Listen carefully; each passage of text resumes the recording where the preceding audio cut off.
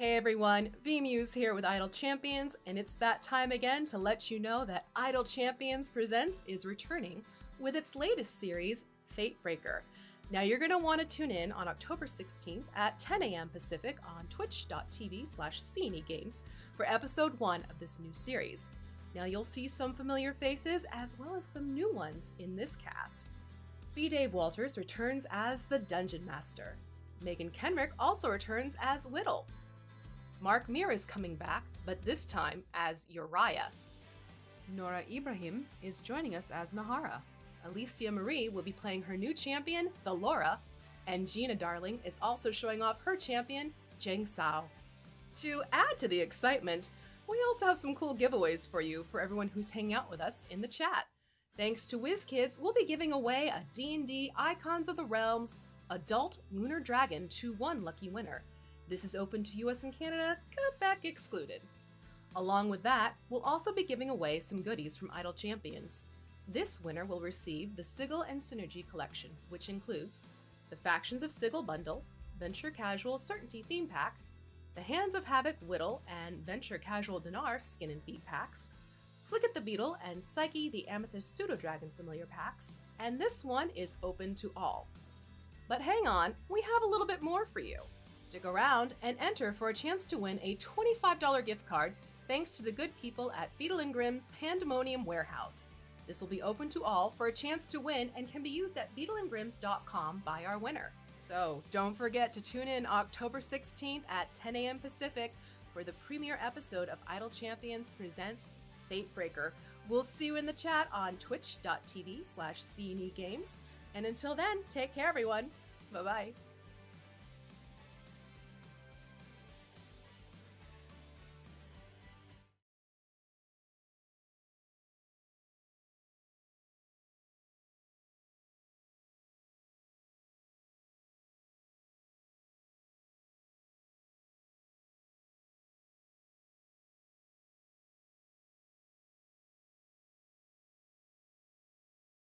Why would you want to do that?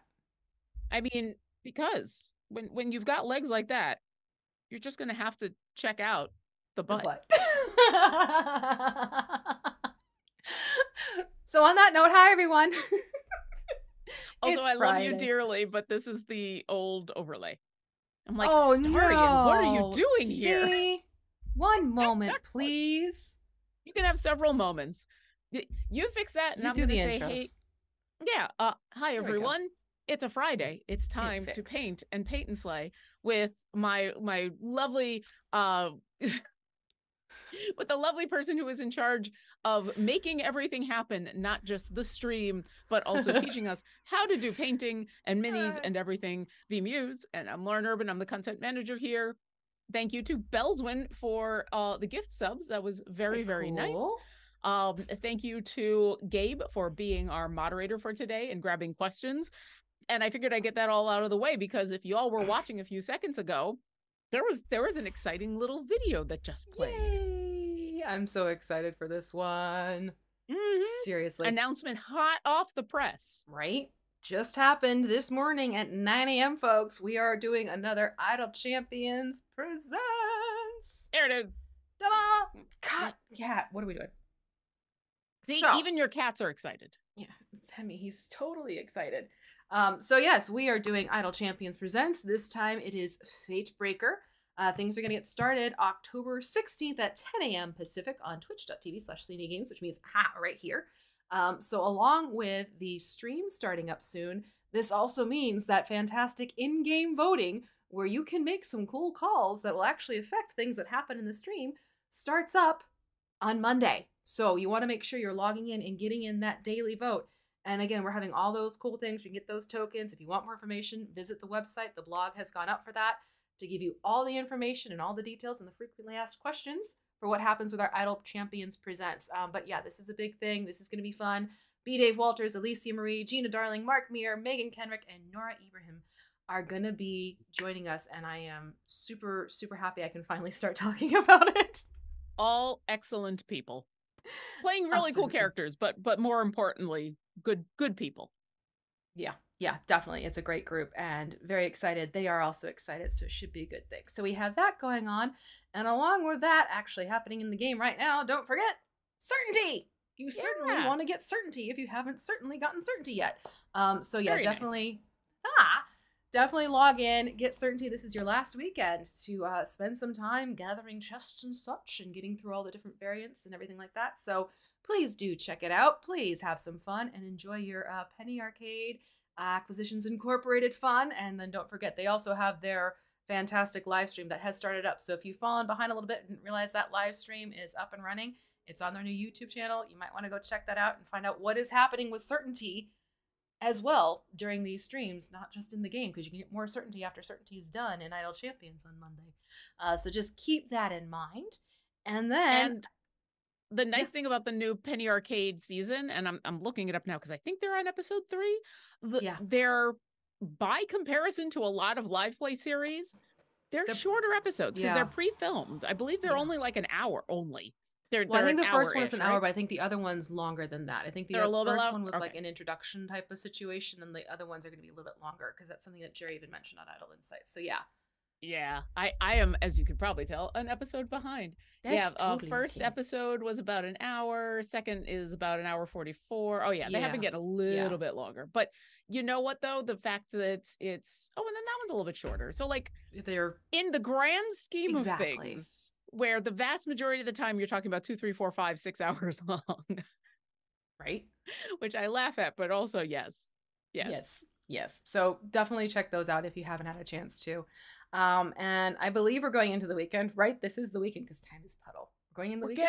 We're getting there. Yeah. We're getting there. So that means, hey, we're doing Fate Breaker's Arrival Weekend, which I can't imagine why it would be called this at all in any way, shape, or form. Nope. No clue. Absolutely no clue. No clue. So if you've signed up for our newsletter, that means check your inbox soon. If not yet, you should be getting an email that'll give you a code for a free gold Fate Breaker chest. If you haven't signed up for our newsletter yet, that is also a very easy thing to do. Log into the game, opt into the newsletter, and then you'll start getting these newsletters once a week, and we give you something free, along with a thematic weekend. Just saying. It's a cool thing to do. All the cool kids are doing it, for all I know. That's the first time in a long time someone's called me cool. Aw. That is egregious. Also, if you haven't signed up for the newsletter, you sign up for it, you get a code to unlock Hitch, champion in the game, just right away as a thank you for signing up for the newsletter. And it's just pretty solid champion. You're going to use Hitch for your entire Idle Champions career. So definitely go ahead and sign up for our newsletter. Fantastic. Okay, so I think that's everything in-game related, correct? Oh, there's so much going on. There's so much, but I think those are the important enough highlights. Yeah. Yes. Everything else you can find in game. If you do have any questions though, you can put those in chat. Question in big capital letters before your question. Like I said, Gabe will be grabbing those to put into our little backstage document. And in fact, Rough Rider 1995 was asking, because we did used to do Idle Champions Presents in the evening, and then recently switched it over to morning times.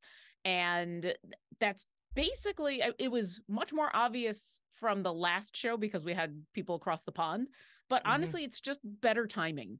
Yeah. It's just easier, better timing for everybody. And then I can get the episodes up on YouTube as soon as possible. So it just kind of works out better timing wise for everybody. Yeah, we looked into 10 a.m. We investigated. We found out this is a nice little sweet spot. It's a great way to start your weekdays, Monday morning. Kind of have the group on, listen, watch, whatever it is you choose to do, and you can have some fun to start off your week. So yeah, okay. That all being said and done, let's put the weekend buff away. Meanwhile, we're going to be having some terrifyingly good times with this. Now, this is called a Tomb Tapper. They're cool. They're big. They are quite frankly massive in size. So here is a medium scale humanoid compared to a Tomb Tapper. Obviously, like I can focus it so you can see or I can have it out of focus so you can see them both together. If I pull them in close, it's like you can only get bits and pieces of the Tomb Tapper.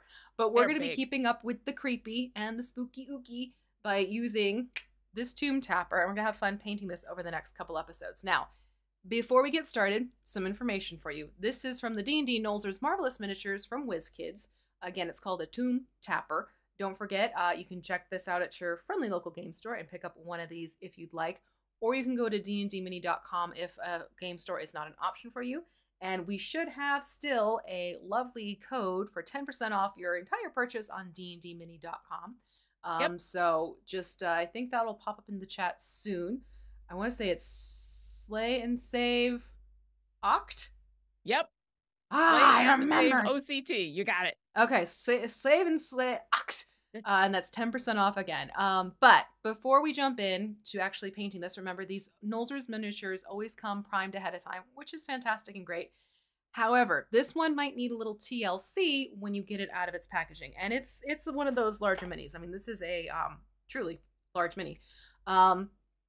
This one, the base had some weeble wobble issues where it was sort of warped.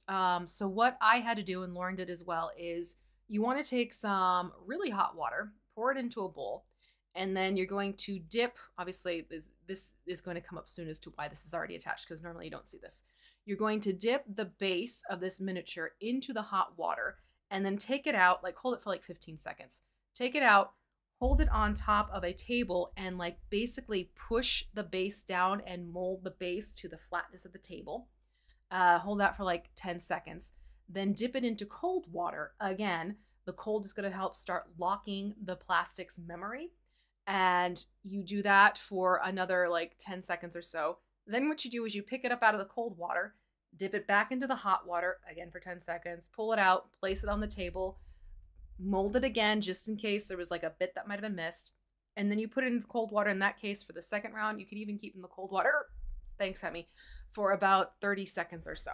And then you'll take it out, dry it off, and then you'll want to get this put immediately onto the base to make sure this doesn't want to go back into warp form. Not warp speed, warp form. So what I did, right?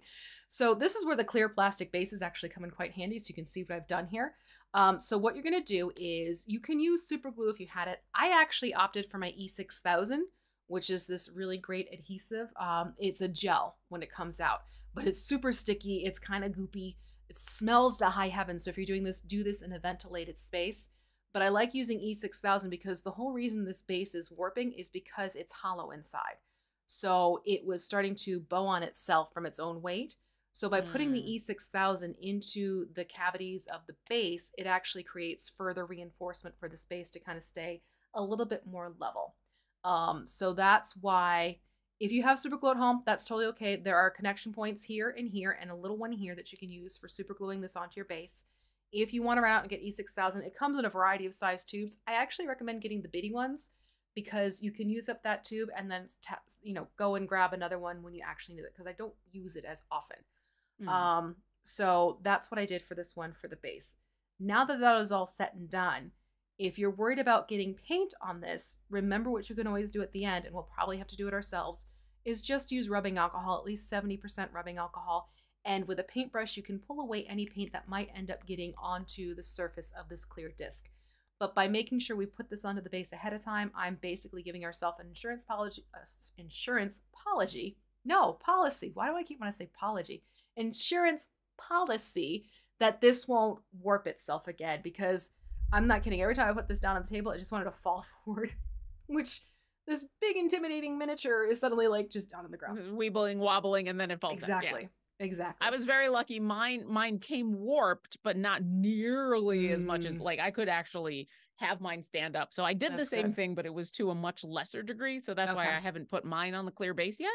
But like I said, like even mine, it needed to have that done to it before I started, because it was doing the rocking thing. It was not quite so steady. Literally. Yeah. And I see that people are asking, what is a tomb tapper? Guess what I pulled up? I pulled up the stat block thing. So basically, these are basically wrought from fusion of magic and elemental earth. They're hairless warriors. They stand 15 to 21 feet tall. Not in reality, like in story mode, they stand that tall. Possess a lust for magic, inherited memory, insane hatred for non-human spellcasting creatures. Tomb tappers can dig through the earth and rock with their claws, or use their metal sledgehammers. Thank you, Peter Gabriel. Shatter rock when needed. They absorb water through their skin and crush rock with their jaws to extract mineral sustenance.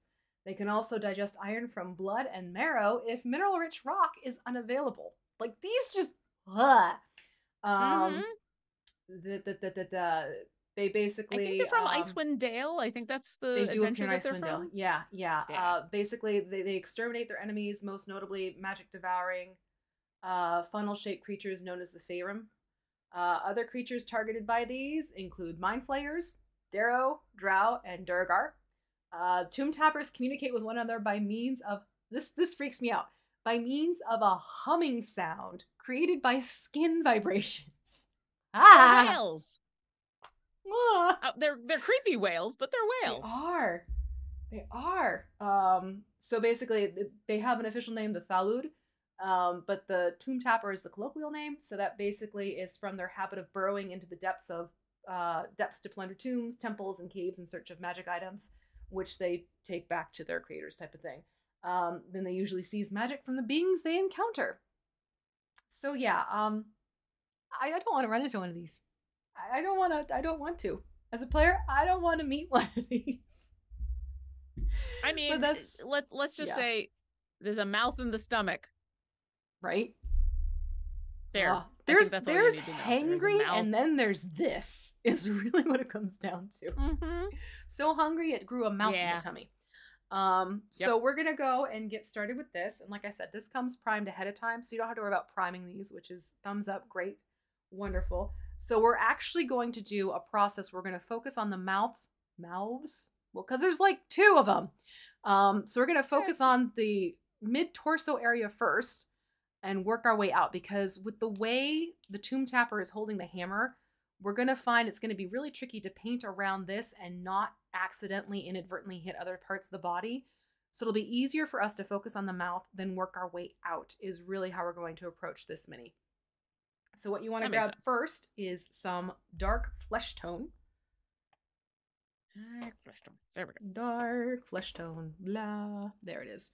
And like I said before, there's actually 2 layers of the mouth. Like this is like, what was that? Was it the Alien from Aliens? I was gonna say, was it Alien where it's like one mouth opens and the other one comes shooting out? Yeah. Yep. So the alien mouth, we're gonna focus on putting the dark flesh tone. This hammer, I tell you. The dark flesh tone is going to go on the inner mouth. So basically around the gum line of the inner mouth and then into the inner mouth itself. Don't worry about the teeth. We will take care of those later. But that's where we're going to put this dark flesh tone. Basically on the little mouth. I don't know. I'm trying to think of the best way to describe these things that all sound disturbing. You want it creepy, you're getting creepy. I was about to say, this whole month, I think we just need to unapologetically be creepy, because that's how it's going to work. Yep. And you said both the outside and the inside of the little mouth. Yep. The inside mouth. Okay. Yes. So I'm going to paint around this hammer. I'm going to paint around this edge here where you can kind of see what I'm calling the gum line. That's going to get it. And then inside the mouth entirely. Awesome. Yeah. I needed to double check because I needed to grab a slightly smaller brush. Totally okay. Yeah. Dilettante FTW wanted to know, with all the figures you have painted, how do you display them? I have a tweet for that. V has a tweet to answer your question. I'm not even kidding. Quite literally, this is a very new and recent development. I finally got around to pulling out all my pre-painted miniatures that I have and needing a space to put them in. There are these cool new storage bins that stack on top of each other. And the bottom can have wheels on the bottom and the top has a lid. And the thing is, these bins have a door that opens and closes in front. So you can flip the door down and you can see the minis, and these doors can be transparent. They can be opaque depending on the maker that you get. But anyways, these bins stack up so nicely on top of each other. You can do however you want to do. I did stacks of 4 high, 3 across type of thing, and it's perfect. But the height is good enough where miniatures, even of this size, were fitting in there. Like all of my Storm King's Thunder minis fit in that one. So I actually tweeted about this about a week ago. what these particular storage bins are with a link and everything like that. And I have found like those are going to be my new way of storing minis, to the point I'm actually thinking about getting some for my office to move all of my Ooh. own personally painted minis into that instead.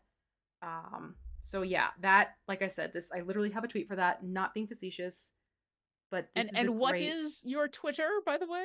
The Twitter is V_Muse. I think, did I get it up onto Blue Sky? I don't know. I know I got it up on Twitter. Okay. As for And yeah, me, oh, go ahead. So yes, definitely go check out. Because I yeah, remember when you tweeted about that, and I'm like, okay, those are cool. If I had more they are minis, really cool. especially if I used more if I Okay, used it's not more just me. minis uh in my games, and or if I just had more minis, I'd be right there with you. Yeah. Um, I, on the other hand, whoops, I have a small display of them behind me, which you can't really see because the lights are low, and you know, I was worried about this lighting and not that lighting. Um, Fair. and I had started displaying them all when we first started. Every single one that I made went on the display. We've now been going for 86 episodes, and that's a fair number of minis. And so instead of continuing to do that and run out of space, honestly, Mm-hmm. I now have a drawer in my office that is specifically for minis that I have painted. And then I just kind of change out which ones are displayed on a regular basis. So probably very soon I will change out these ones specifically for more spoopy ones. So that's what I've been doing with slightly more limited space and suddenly a lot more minis. Yeah. Well, and that's the nice thing about these bins is they're compact. So again, you can stack these up to a decent height. So if you Yeah. have like I think the footprint is 15 and a half by 11 by 10, maybe. Um, Okay. they really are. Closet They're size. sleek. Yeah, they could fit into a closet easily. Yes. Perfect. Ooh. Okay. And this is like a real life review. I am gushing because I was like, oh my gosh, this is exactly what I needed. And they're nice to look at too. That was the other cool thing. And they're not heavy. So they're great for accessibility things. Like I have certain weight limits. Like I can't lift heavy things. So like ordering like big massive bookshelves for me physically don't make sense, because it's like trying to get it put together and move it around. It's not practical. These are so light. Like you can pick them up with one hand when they're all collapsed down, or because they have the wheels on the bottom, you can then roll them around even on carpet without issue. Oh, So they're nice. they're great for accessibility needs as well. And the pull lever is very easy to function. It's not like really tight. If you have arthritis in your hands, you can actually put a pencil through the loop of the door and just pull it open using the pencil through the loop. Nice. So yeah. Okay. So once you get the inner mouth done, we're gonna jump out to Scarlet Red, and Okay. we're gonna paint the That's rest of the blue. mouth with Scarlet Red. But you want to make sure you're staying away from the flared lips, because this is going to be the color of the flesh. So this Okay. ruffly look around, so stay away from those. So keep the Scarlet Red on the gum line and then move inside is really how you Okay. want to do it. That makes sense. I'm definitely going to water this down a little bit. Yeah. I'm going to go for a slightly smaller brush now. Possibly even an angled brush, I'm debating. Yeah, I just got in some brand new tiny brushes because we've been doing so much of the tiny, and we're definitely going to need small brushes for details on this and everything, but I Right. knew in advance, like, I'm going to get in all these brand new brushes, and then we're going to do that are all specifically, it was a whole set of tiny ones, like, let's see, a 2/0, 3/0, Yeah. where is that little one? Here's a 4/0, like Pretties. tiny ones. Uh, this not so much, but that's okay. Yeah. We will definitely be using them, I'm sure. Oh, I mean, you could still probably put these to use when we finally start to do the teeth, Oh yeah. because there's a I bunch of little choppers. I definitely find in general I have learned of myself I should probably grab a smaller brush than what I think I should use. Well, that's good. And these teeth are just going to end up being red. Yeah, there's honestly, like, it's not worth trying to be precious about the teeth because there's so many. Mhm. It's just going to be easy to go back once we get the mouth and the gum lines painted and go back in with a lighter color to enhance the teeth again. Plus, then you can get in between the teeth and make sure you're snagging between the gums, because sometimes if you don't paint between the gums and the teeth, you'll get these weird like white patches that pop up, and it doesn't look right when you're done with the mouth. And this was intentional. So when you start working on the inside, it's okay to get scarlet red sweeping up on the outer portion of the gums of the inside mouth, because it's going to start blending the two colors kind of together and act as a transition. And if I end up with a little bit more red on the teeth than I want, or than I intended to, I mean, it just makes this creature look creepier, right? Mm-hmm. Mm-hmm. Oh yeah, getting around this hammer is absolutely a challenge. That's why I was like, let's take care of the mouth first, because otherwise it's going to be a headache trying to be precious around. Like you can see, I've already dinged it a couple times. Yeah. Why seek out stress when it can be avoided? Avoiding through planning. The Lurking Writer wants to know if they're called tappers, why do they not have dancing shoes? I mean, when you've got feet like this, like clawed feet like that, it is hard to find shoes your size. I think their claws would do the tapping. Look at the claws on these things. Well, and that's exactly what I was going to say. Like at that point, you're just able to soft shoe whenever you want.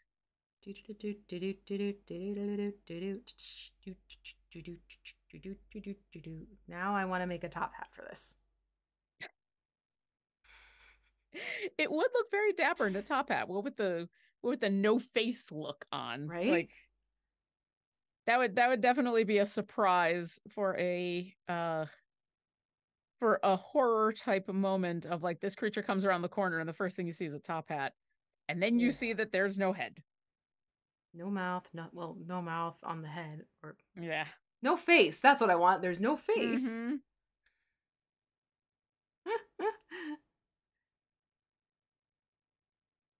Yeah, these things are just super cool looking. Yeah. I haven't had a chance to use one though. I have yet to encounter one or use one. Yeah, I haven't encountered or used one yet, and it's hard because sometimes the creatures that come out specifically in an adventure book, because it's usually a little bit harder to keep those in mind. It's very easy to be like, oh, I need a creature, and flip to the monster manual or one of the other 3 billion supplements that I own with creatures. So yeah, trying to remember these other ones is always a challenge, and this thing is super cool. And it's not necessarily a horrific creature. It's not I think they're relatively smart, but they're not like I gotta stop territorial, or they're not the kind of thing that are necessarily going to immediately act and attack you if your players aren't overtly hostile. But certainly encountering something like this is a challenge to any party to not immediately run or fight. So not to go nope. Aurora, you're cute and little, but I may knock you off my lap in a second. I think I'm almost done. I'm getting there. Yeah, I think I got all the spots. I'm doing that close examination of the gums that I know is going to be one of those things, and where eventually if I find like a tiny little dot of white, I will be upset with myself, and yet no one else is ever going to see it. Just make sure you brush between the teeth. Yep. Because that's where a lot of those white spots are going to crop up. I can tell you that right now. Good advice for tomb tappers and for your own teeth. General hygiene. Yep. Exactly. We are not sponsored by the American Dental Association. Right. But, Nor are we 3 out of 4 dentists. We're just 2 people painting a mini. Yep. I also do not recommend eating gum, so I can't even help you there. All right. I think... Oh, and I've also done the thing where I've contorted myself into a weird way when I don't need to. That's just it. It's like, I'm gonna get this angle by contorting my body. It has nothing to do with how you're holding your brush in the miniature itself. Nope. Nope. Nope. Nope. Oh, This is a good question because we've talked about this a little bit before, but I think it's good to bring up with this brush that you have right now. Lurking Writer wants to know, is that brush designed with the bend or was that customized by you? Yes. You can buy brushes like this if you want to. However, I take brushes that I might have multiple copies of because this is one of those brushes that comes with the WizKids paint kits, and Lord knows I have many of these brushes. So I just took one of my WizKids brushes from the paint kits. I took my pliers, these guys, and basically nipped at the top here and just gently bent it. You want to make sure force is not your friend in this case. Just gently bend it and start to get the bend in this portion, and you have your angled brush that way. So you can do it yourself if you want to. I've been meaning to do that with one of my multitude of brushes. There you go. Yeah. Lightning Hawk wants to know, couldn't you get one of the top hats from a Barbie doll clothes that would fit? I mean, this head's too small. Barbie's head is much bigger. Yeah, Barbie is... Yeah, Barbie's like about 12 inches in height overall, so her scale is a different factor. What you could do is get like,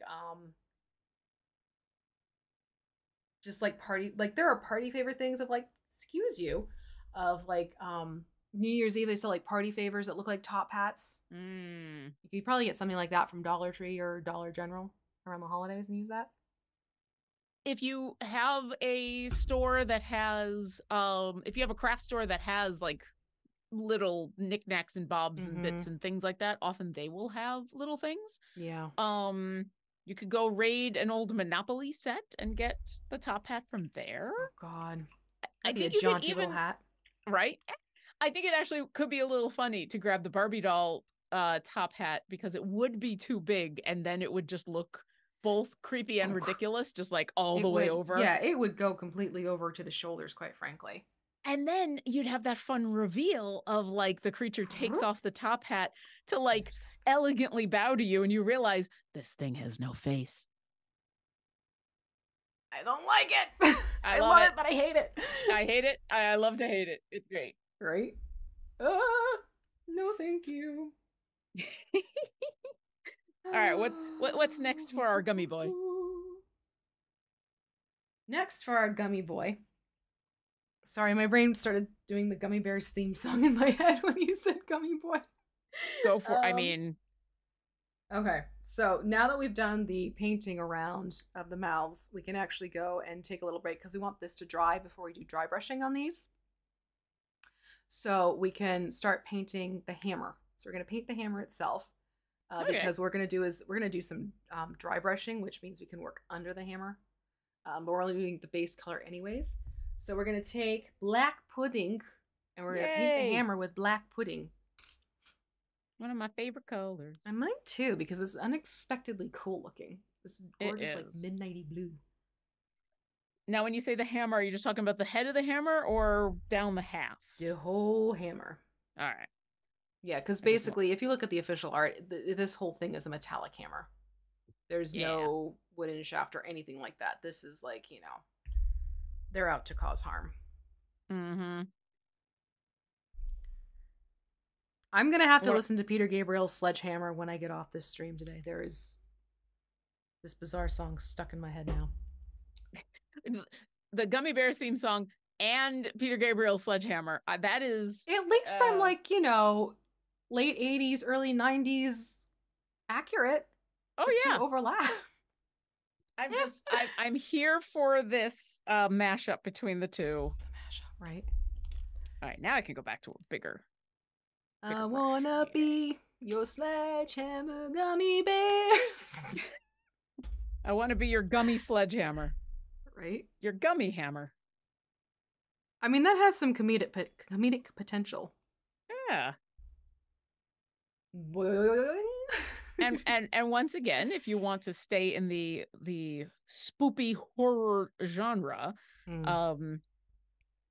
it is always good to have a touch of humor because you need the occasional humor to lighten up and relax a little bit after all of the tension and everything, and then it makes for a better spoopy. Like the, coming in with a top hat and then you take the top, which is all elegant and stuff, and then you take the top hat off and no face.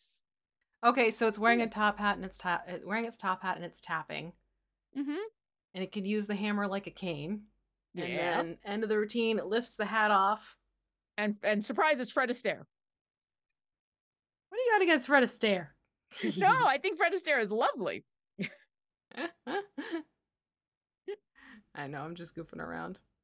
No, surprise, no face. But Yeah. then the Scooby Gang shows up and they pull off this covering over the face, and that's when you realize it's Fred Astaire. Yeah. Oh, funny. Okay. This is the weirdest Scooby Doo storyline I've ever come up with. Someone call Matt Lillard. So yeah, the whole reason we're painting this with the black pudding is because, yes, eventually we are going to paint this with gunmetal and silver, but gunmetal and silver are such thin paints. Trying to get consistent layers done with the metallic on something as large as this, you're better off with a base color. And I thought the black pudding would be a nice complementing base color because it has that bluish tone to the black. So it'll play nicely with the gunmetal. Agreed. Like I said earlier, this has become one of my favorite colors just because of that depth. Yeah. So with this being Spoopy month, none of us should be surprised that we're going to start getting questions that are related to Spoopy month. And I only say that in advance because I've now been working at Codename Entertainment for several years, and so I've seen the trends, and so I'm just warning everybody in advance as we get into Spoopy month. Hey, if you're the kind of person that can get burnt out on stuff real quick, be aware that people are going to be asking Spoopy month questions all month long. I think there's a lot of people just been waiting for this month to happen. That preamble said, Rough Rider 1995 wants to know, will you two be sporting costumes on the Friday before Halloween episode? And I'm going to start off by saying no for a couple reasons. One, I don't want to get paint all over the costume. And two, like, I don't mind wearing a costume on stream, but because we're doing something active, I'm going to call it active, but you know what I mean? Like, that could be hard unless you have a really, really just simple, basic costume. So that's for me. But V, you're more than welcome to dress up. I'll think Here's the other thing. It. Because I could do some fun Sugar Skull makeup. Ooh. Because the other thing to remember is it is the Friday, like Halloween's on a Tuesday. Yeah. So it's one of those weird ones in where there's a lot of leeway in when you want to celebrate it. Yeah. We'll see. I might pull out something fun to wear on a stream or two that week. But we'll have to see. I don't actually have any streams on Halloween Day, unlike previous years. Yeah. All right. I could always do what I did that one year, which is just wear the dragon kigurumi that I have, which is super comfy, but also warm. Oh, that's true. Yeah. So I might just do like a fun light Dia de los Muertos type of face makeup, because then I can just wash my face and be fine afterwards. There you go. Oh, I just got black pudding all over my hand. Which doesn't sound like a bad thing when you say that out loud. I'm not licking this black pudding off. No, I wouldn't do that. No, I wouldn't say that. No, it's definitely not. Gosh, I love this color. And it's going to give this hammer some heft when the metallics go on top. Yeah. Instead of looking like a light little plasticky thing, it'll look like something of volume and weight. Scary weight. Seeker wants to see me doing a painting stream in character as Veronica. I mean, that could easily be arranged, my darlings. However, she's far Yeah. less convincing in terms of her knowledge of paint. Plants, sure, but paints not so much.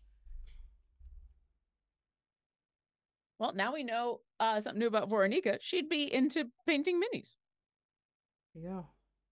I don't think she would, but she'd be like, I'm tired of this. Just get someone else to take care of this. I have better things to do. That's true. She might be into it for like a few minutes and then just Yeah. be slightly bored. Right? Getting this is one of those in where the hands, even though they're around the shaft of the hammer, Mm-hmm. are open enough that you can actually see the hammer. Yep. So you have to go inside. I just did it. And this is why, like, we're Yeah. painting things in a certain order, folks. And it's super cool that it does that. And Yeah. but it is definitely a different kind of challenge. Yeah. Yeah, the lurking ready got it. Be painted. Why are they not painted yet? that's accurate. There we go. Just have it done. Now, I have a question for you, and if you don't Mm-hmm. answer either because you don't know or you don't want to, that's totally fine. One of the things about Halloween being on Tuesday Mm-hmm. is that every township and every city kind of celebrates it in a different way. And at least where I was growing up, in in the Buffalo area, um, the towns by me wanted to keep trick-or-treating on the weekend. So if the the actual day of Halloween fell on anything other than a Friday, Saturday, or Sunday, the town would choose a Friday or Saturday around when the actual date was, and that would be the official date of trick-or-treating. Um, Yeah, which was no, I'm in Jersey. always We're interesting. feral. We keep it on Halloween night, and we even do trunk or treats before that. We're feral. Yeah. All the Yeah, having candy as much as possible. Well, and what was nice about that way of doing things, I don't know if they still do it that way, but what was nice about it is invariably what my town would do and what some friends' towns would do would be a different day. So we Mm-hmm. would end up like going trick or treating 2 or 3 times that weekend because it would be like, okay, Friday we're going to this town, Saturday we're going to this town, Oh and yeah. yeah, No, that's plan that's out your how routes. that's why I said we're feral, because you keep Halloween sacred. You all go trick or treating on Halloween night, but damned if you don't have like 6 or 7 trunk or treats the weekend before. So it's like that much more you can go and do. Some of them will even stagger, like, oh, there's a trunk or treat from 12 to 2. There's a trunk or treat from 2 to 4. There's a trunk or treat from 4 to 6. Okay, wait. What's a trunk or treat? Oh, I thought for a okay. second you were just being Nope. funny, and then I realized real Nope. quickly, I'm like, This is no, a thing. this is a This is a term. thing. This is a Okay. term. So what happens is various churches, various schools, they will organize something called a trunk or treat for their community, and then they sell tickets. So people will drive up in their cars into the parking lot of said school or said church, and they will open up their trunks. The people who are going, they will open up their trunks. The cars will be decorated like various haunted houses or spooky ooky things. And what happens is then people who are just attending, like it's like $5 for a family to show up or something like that. Okay. You can show up and go trick or treating at everyone's trunk in the parking lot. So it's called trunk or treat. Okay. So you can get something like 50 to 100 cars in this parking lot for the kids to literally go from car to car to car to car to car to get candy. And these Okay. happen multiple times over the weekend before Halloween. Interesting. I mean, Oh, yes. I see where that would be appealing on a bunch of different levels. Mm-hmm. Uh, Especially for the whole safety factor of like, all right, I know we're going to be doing this in Right. a well-lit parking lot. But like, raising money for a charity and then also, but I'd never heard of this Oh, before. yeah. Like, there are kids, like, when I used to teach, I would dread these because there were kids who would tell me, oh, I have like 4 bags worth, and they mean pillowcases worth of candy. Holy crap. Oh my God. I glance over at the chat and I see people. Oh, Lauren, you've missed out. Yeah. I've been alive for a fair amount of time. I've lived in a bunch of different places, and I still learn new things every day. I'd never heard of trunk or treat, or Yeah. if I had heard someone use the term, probably I assumed the same thing I did at first when V was talking about it, of like, oh, this is just like, you know, like when you say I'm going on the socials or something like that. Mm-hmm. It's just a way of saying trick or treat. But now I No, understand. it's an actual, because Hmm. people open up their trunks and decorate them. Trunk or treat. Um, and then you have kids who like plot out which neighborhoods they're gonna go trick or treating.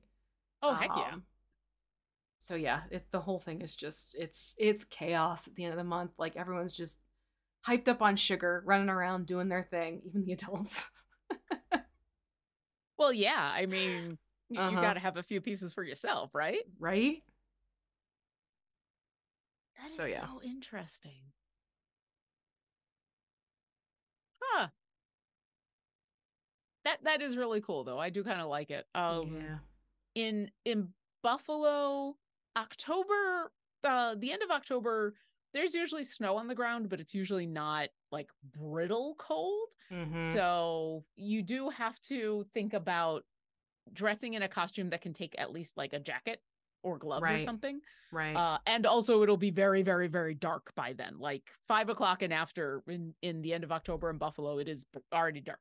So you do Mm-hmm. have those considerations. But we never did anything besides the fact that you would find out all the towns would do trick or treating on a different day. Uh, and then specifically like, oh, I want to make sure I go on this day to this town because that's where all the Buffalo Bills live. And Jim Kelly gives out full size candy bars. Oh yeah. And See. that is, I can speak from experience. He's a nice man. That's awesome. Yeah. Yeah, no, it's definitely a thing. Halloween is definitely like a big to do. People love it. People have fun with it, Yeah. and I'm here for it. I know I liked my roofer 10 times over because I put my Halloween stuff out like towards the end of September. I'm sorry. If Christmas can start November 1st, I am starting in September. End of story, full stop. Actually, no, I'm It's not your, sorry for it. no, you shouldn't be. It's your house. You decorate it however it's going to bring you joy. Right? But yeah, my doorbell rang and I heard like, the at the front door. And I open it up, my roofer, who's this very, tall man, he's got this big grin on his face like a little kid. He goes, trick or treat!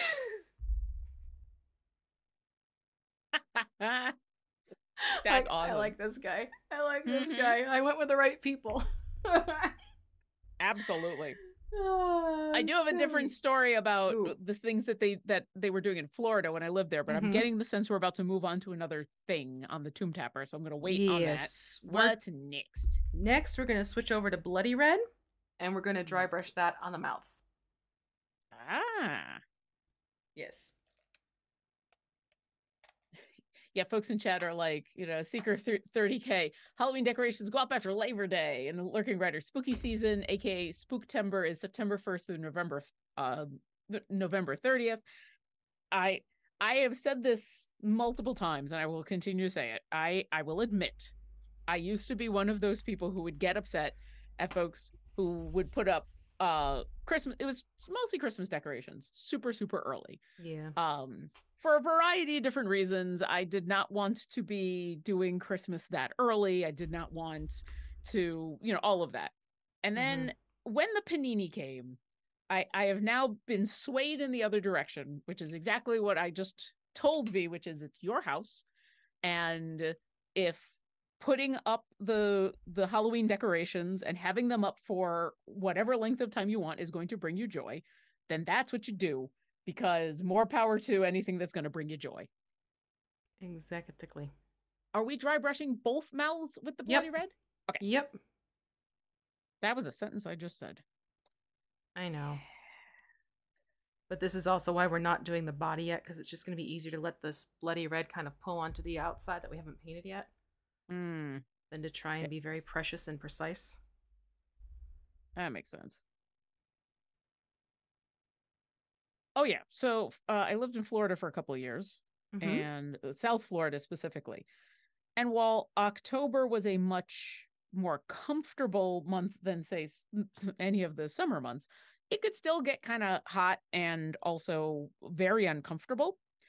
And on top of that, at least in the area where I was living, which was the Fort Lauderdale area, a little bit north of Miami, um, kind of that area, Mm-hmm. the vast majority of the both the apartment complexes and the condos and, you know, whatever um the the actual I'm going to go and trick or treat, they Yeah. were gated communities. Everything was a gated Oh, community. yeah. And so it was actually very difficult for Mm-hmm. kids to go trick or treating in a lot of places, just because Yep. either you're like, oh, this is in an apartment complex, and so that's a little wonky or whatever. Mm-hmm. So they did this thing, which I thought was actually pretty cool. It was very common to do trick or treating at the mall. Oh, So yeah. the mall would like either close down for normal stuff or they'd still be open and have the storefronts would essentially be the quote unquote houses. Mm-hmm. And it sounds like it's a lot like what the truck or treat is. You know, everybody would just come to one area and there'd be like a little party and stuff like that. And it meant that, you know, once again, the kids could go somewhere relatively safe to do the trick or treating Exactly. and Yeah. not have to worry about like, oh, it's going to be 98 degrees because Yeah. Florida. See, this has because it's like I'm going to Gamehole Con in a couple weeks. Wait, what are we? Couple Oh, weeks. it's like 2 weeks. Yeah. It's 2 weeks away. God It's damn. 2 weeks. So I know because my aunt lived up in Wisconsin too, and I know it gets colder out there sooner than where I am. Mm-hmm. So I'm trying to pack, so I don't want to have to check a bag because I have to do a layover, and I hate checking a bag with layovers because that's just recipe for disaster. So I'm Yep. trying to be very smart about how I'm packing, and I realized, oh, I need to bring a coat with me. Yeah. Coat, maybe Absolutely. shove some mittens in the pocket, or gloves rather. Or at the very least have a good like a thick sweatshirt or two if you Yeah, think, well, I'm not really going to be outside that much. I just need to like right. car to place to other place. Yeah. So I gotta make sure I get that lined up for myself too. Okay, so we're gonna jump over to leather brown, and we're gonna use leather brown to start painting the toofers in the mouth. So that way it starts building the color up, so we'll be ready for a lighter color to look more tooth-like, but also keep these kind of looking like gnarly teeth. The gnarliest of teeth. Because they need they help might being go gnarly. They might go to the dentist. I don't know. Who knows? I'm going to take one of my fine detail brushes for this and just go in and individually paint the teeth. Yeah, I'm going to use one of my new tiny brushes. And this is both sets of teeth. All the tooths. Every set of tooths. Things you gotta say. Yep. All the tooths all the time. All the tooths in both mouths. Yeah. Lurking Writer wants to know what's your policy on holiday season questions before spooky season has ended. I don't really have a policy. Like, I'm happy to answer questions.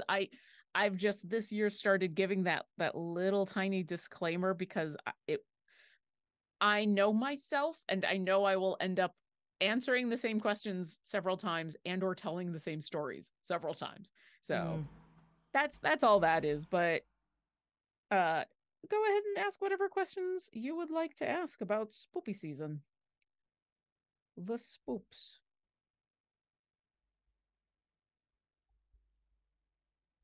Are those teeth inside the gums? Those are some teeth that are poking out of the gums. Are you looking at the inner mouth? The bottom of the outer mouth, the gums look like they've got 3 on one side and 3 on the other. I'm thinking maybe it's actually just part of the gums, but they definitely look. Oh, you know? They look like. I know it's weird to say like teeth embedded in the gums because it's Lauren, that's where teeth come from. But like. No, it's gum texture. Yeah. I'm looking at the reference for it. It's gum texture. Okay. Thank you. That is helpful. No, it's a good question. Though. Well, and I like to do the spooky in the right place. There's no reason to add horror to anything. There's enough to go around. I mean, actually, we could. Those actually might be teeth. Now I'm looking at them. You mean the set of 3 here? Yeah, there's 3 on one side and 3 on the other. But they look like they're embedded in the gums. Like forward-facing wisdom teeth that just haven't broken through. Those are actually teeth, it looks like. Because there's a gum line that starts right here. All right. Good catch. And they will get painted. No.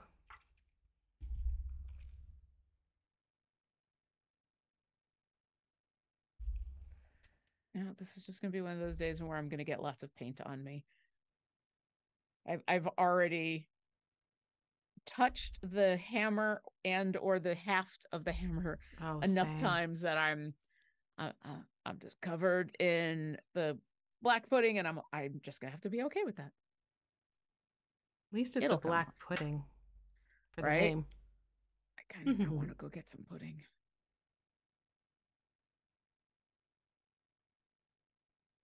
Okay. Oh, I can hear the train. Oh yeah, Secret 30K just noticed the new skins that got added to the shop. Right? Uh yes, there were a whole bunch of new skins, and I'm now having that. We have. Thank you, because I'm having the blue screen of Oh, I I need got to make these because sure I I'm had to remind telling the everyone. correct skins. So we have Society of Sensation Jim, Faded Human, we have Transcendent Order Briv, we have Mind's Eye Nahara, and we have Heralds of Dust Uriah. Thank you. You're welcome. I was 95% sure that's what got released, and then my brain went, "Do not spoil things," and I got. Well, that's just it. Our brains have been so queued up for the past, however many months. Do not speak about it. Do not talk about it. Well, and even beyond this, I think all of our chatters know that when we talk about that stuff that we are currently working on are things often that are not coming out for weeks and or months. Yeah. So trying to be cautious about not spoiling things when it's just a mistake of timing is a legitimate concern. And usually I take the second to just, I'm just going to go quickly to the Steam store page and go make sure that I'm looking at the right thing. I mean, literally, I was living in 2024 this morning. The whole damn year. So yep. There are times where it's like, I'm not saying anything because my brain's like, I don't remember. Yep. I just know it's out there. So, nope. But yeah, I'm excited about those skins because they're cool. Not only are they cool looking and definitely fun, but for those that are because Planescape is dropping soon. It's like a week and a half. Yeah. October. It's mid-October, but if you've pre-ordered it, you could get it on D&D Beyond earlier, and so like it's people have it. Yeah. And so yeah, those are the factions, some of the factions that you can find in Sigil. Yep, you can get all those 5 skins we just mentioned in the Factions of Sigil bundle. Yeah.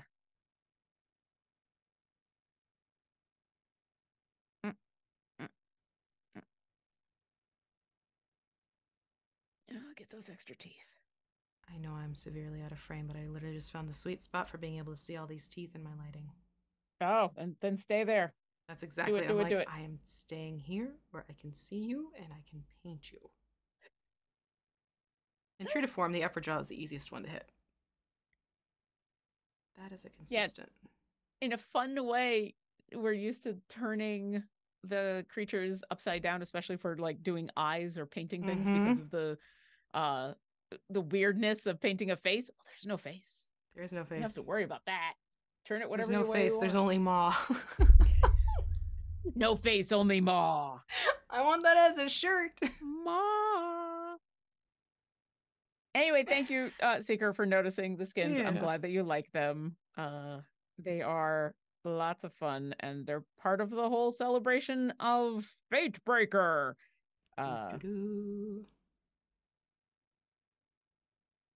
And that's not a spoiler. We put out basically the elevator pitch. So what's Fatebreaker?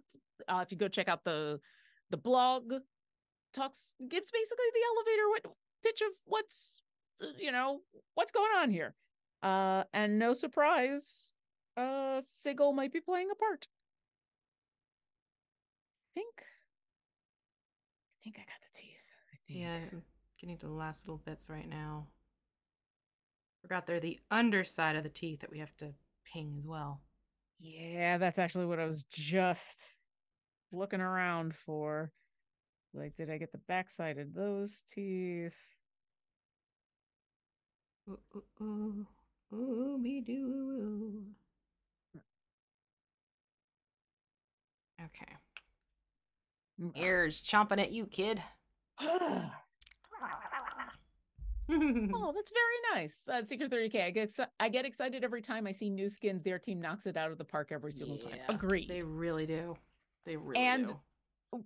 they continue to knock it out of the park in the Idol Champion style, and yet in so many other styles. Like the stuff that just came out for the Sigil Factions pack look completely different than the kind of skins you're going to get if you get like some of the Witchlight stuff. Yeah. So yeah, I 100% agree. I will pass that along while I stretch and find out what's We're at next. the top of the hour. We are. It's stretch and dance time. It's actually like I'm moving my wrist to like get them to ease up, so it looks like I'm doing like a little. I'm just habits. I mean, like works. I'm like, oh, this helps my wrist feel better, but it's like, oh, it also looks like I'm doing a little. I end up doing a lot of this kind of stretch, especially for oboe. Yeah, but that takes a little more space. Yes. Okay, so while that dries, because we don't want to go in and dry brush the leather brown right now, because we're just going to end up with this weird gooey pinkish mess. We want this to start drying, and now we can actually start painting the body. So we'll start painting the body, and we're going to go.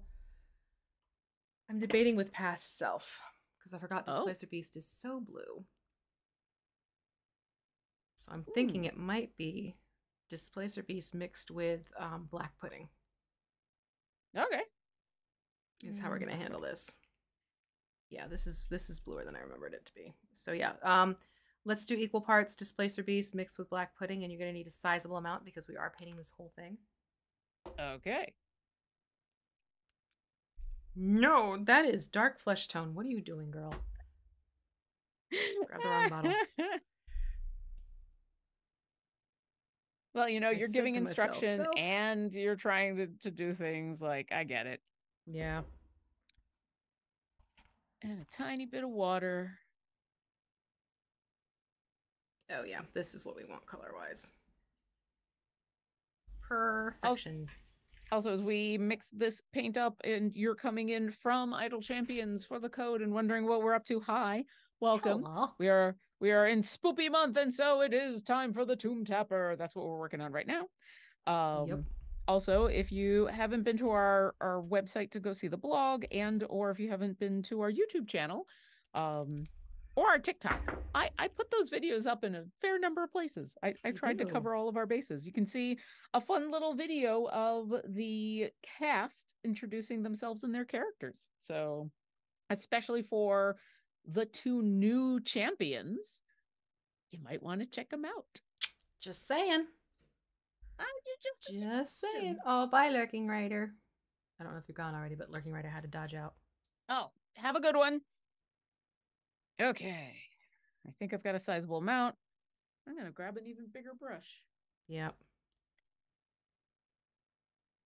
But yes, if you do have any questions for us, either about Idol Champions or about mini painting, we'll try to answer Fate Breaker questions, but the announcements just happened, so there might still be a lot that we can't talk about. Or anything else, go ahead and put those in chat with question in big capital letters, because we have Gabe in chat grabbing those questions and saving them for me so that I don't miss them when I'm adding a little bit more water, because I forgot how goopy both of these colors are. They're thick. Yeah. They're of the thickness. But they're both cool colors, so I'm excited. They really are. Also, this head is definitely giving me Cobra vibes. There we go. Oh, yeah. It's something about that draped over, like it's a draped over piece of cloth on the I see head. Exactly where you're going with this one. Yeah. Obviously, this creature is way more scary than the head of Cobra Commander, but it's still kind of fun.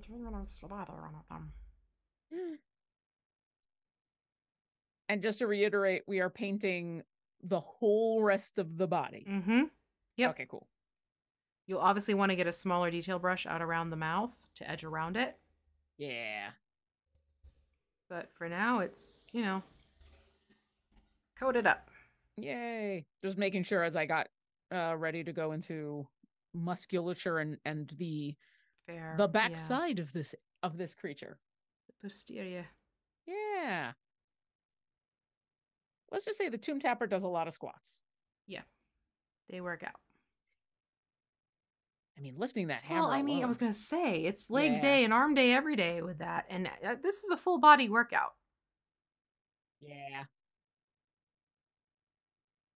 There you go. B-Day should be a Tomb Tapper for Halloween. You know, the funny thing is on camera, so head in boxes, so all you have to worry about is like chest up. Uh-huh. You get yourself one of those cloths you can put over your face that you can see through, and a big giant hammer, and there you go. Like, that could be fun. I'm just saying, the man's got the height and he does the workout stuff. Could pull it off. There's also that. There is definitely also that. We had, oh, I'm forgetting. This was not the first time that we've had Idol Champions Presents happen over Halloween, and we had I know it's happened everybody. Before. It happens. It's happened at least since I've been with Codename. It's happened every single year. But specifically last year, it was on Halloween. Yeah, it was on Halloween because I remember the bunches of that cast were dressing up anyway. Like Holly Conrad just rocks Strix every time she's playing Strix, and I love how she's got like the full-on Strix outfit, but then she's also got like the I'm not wearing full Strix, but I'm evoking it just enough kind of thing. Right. Yeah. But yeah, if I remember correctly, they all had fun with it. Yeah, they all dressed up totally unprompted, just like, okay, oh, it's Halloween time. Yay. So that was fun.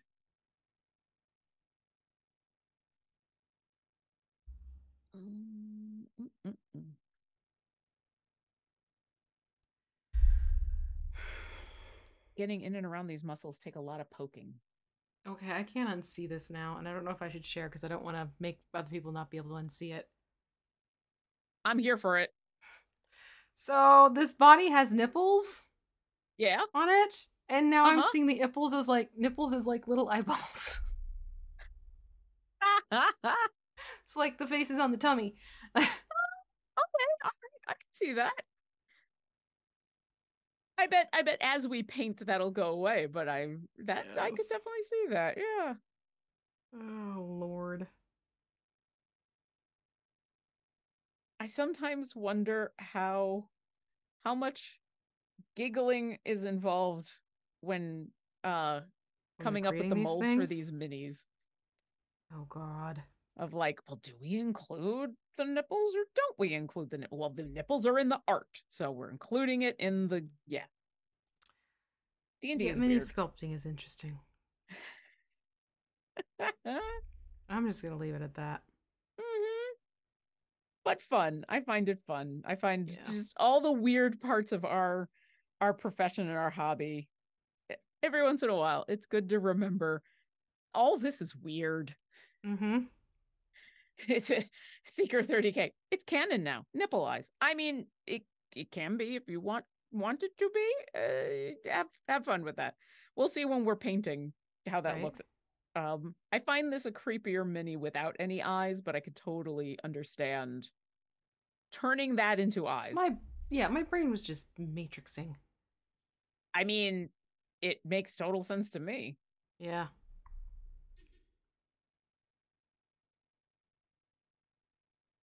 Oh my goodness. I was looking at my notes. I'm like, why did we need 2 episodes for this thing? And then I realized because we have to paint the body. It big.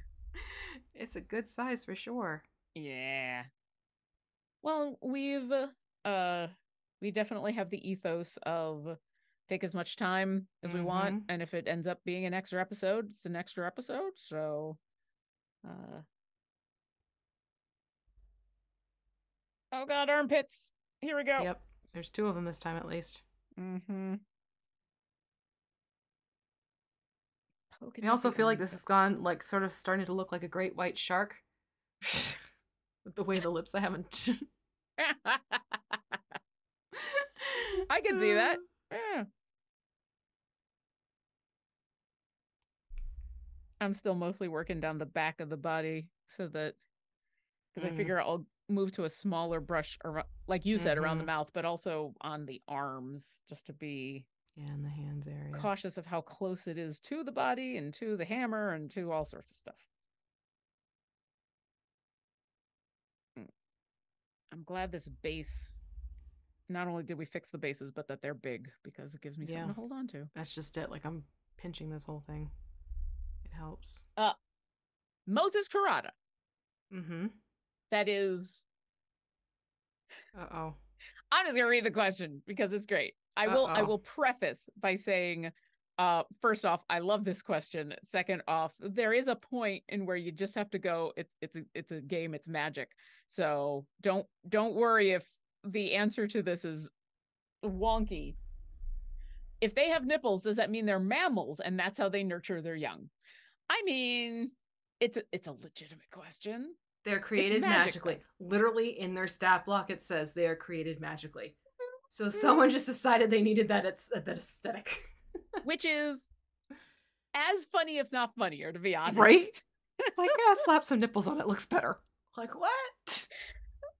For a moment, they consulted the same people who made that Batman movie. That's Oh, God, and the armor. uh-huh. Mm-hmm. With George Clooney, the George Clooney Yeah, Batman. yeah. Boy. I did not Boy. understand that design choice. Nope, me neither. But you here know we what? are. Yeah. Somewhere, someone in their formative years watched that, and then they drew a tomb tapper for official art, and history was made. There you go. I love asking questions like that and going down those really weird rabbit holes. But I do also try to keep in mind eventually it's okay to go like it's just magic. It doesn't have to make sense. Yeah. But in this case, it's literally no, it's magic. Like, it's in the stat block magic. Yeah. I like musing about that kind of ridiculous thing, partially because it's funny. But also because on a regular basis, that kind of musing usually leads to an idea that turns into a one-shot of some sort. This is true. This is absolutely true. Or a magic item or something. I mean, I created several magic items out of just random musings about chairs, so it's fun.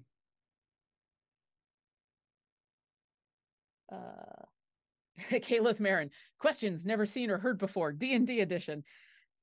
D&D, it continues to be, and just tabletop role playing in general. It is one of those things in where just when you think you've heard all versions of something, you're playing the game and someone says a sentence that has never been uttered before. I mean, literally, thanks to DMing D&D, I am on so many lists. Just for the things you look up.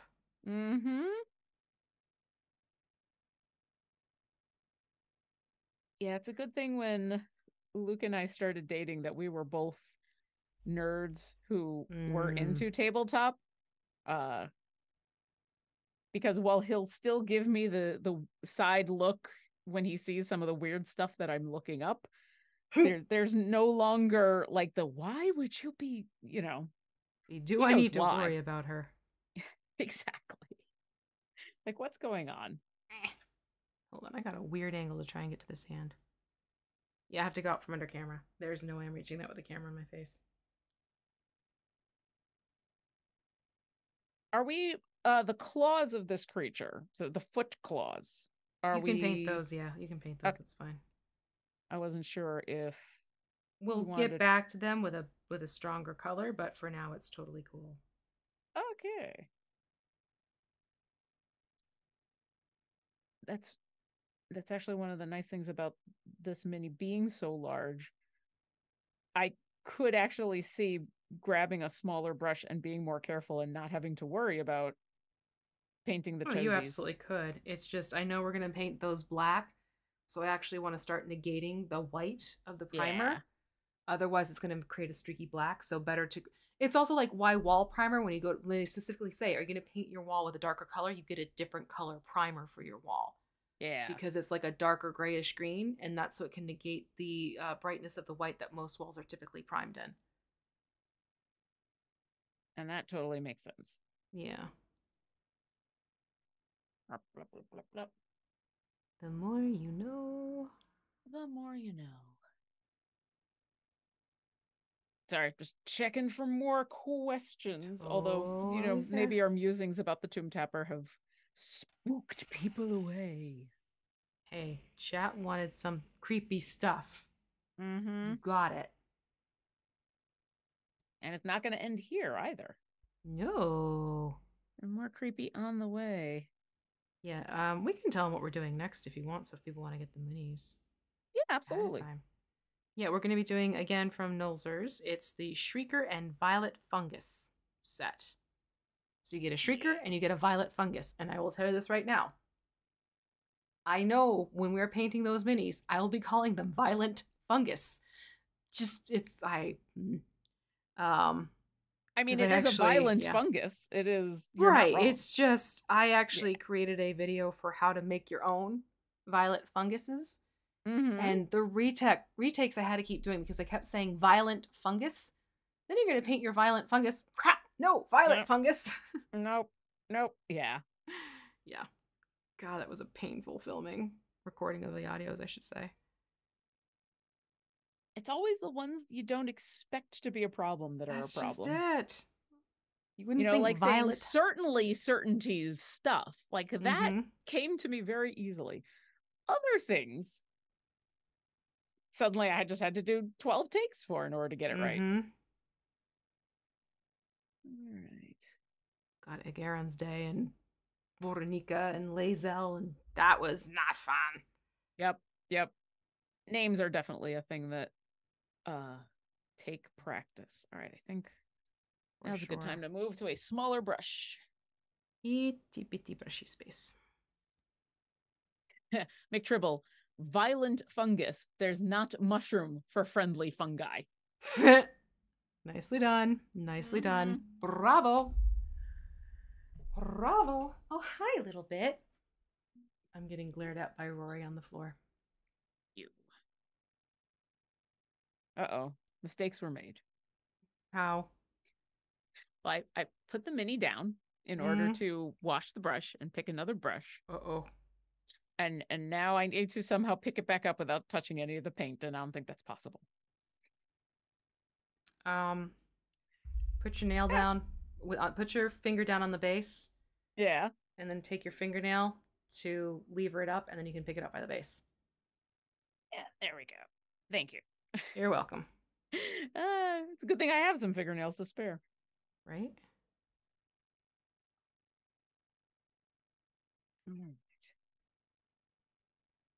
Ooh, I don't think my quick little snack was enough today. My stomach's getting loud. If you hear grumbling, it's my tummy.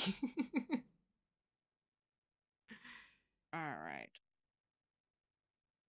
Yeah, I managed to scarf down some food earlier before one of our big long meetings. So yeah. Okay. Well, that's good. All right. Let's see how close I can get without going over. Yeah, I'm just trying to get the larger portions of the body, and then I'm going to jump into finite detail areas. I just at least wanted to get to the point where I'm using the smaller brush. Fair. Totally fair. The detail in these hands are super cool. Right? We get to do a mani-pedi with this guy. Pretty much. Well, and the nice thing is that since we're getting most of the body painted up today, when we come back to this next week, the body will be nicely dry before we start doing a bunch of different dry brushing layers. Yeah. To bring out the texture and everything. So that'll be a nice little curing of the paint time. Time for the paint to cure. I'll stop the world and melt with you. Oh, there's more on my finger. Ah. Hmm. Oh, that's what I Something I forgot love to this look color. up. Oh, I was what's gonna that? look up don't laugh. I was gonna look up the anatomy of goat legs Oh. to figure out what these parts of the body were called. Oh yeah, because they got the digigrade legs. Yeah. Yes. Yeah, I have no idea. I mean, I've been talking about the fun of digigrade legs for years, and I still don't know. I mean, it's a knee and another knee. It's knee number one That's, and I'm knee like, number is it two. an ankle? Is it a knee? What is that? I don't know. What is its official naming? So yeah, I'm gonna look up goat legs later. Unless Chad, if you want to have fun. It's the hawk. It's the hawk? It's the hawk? The hawk? Interesting. Ah.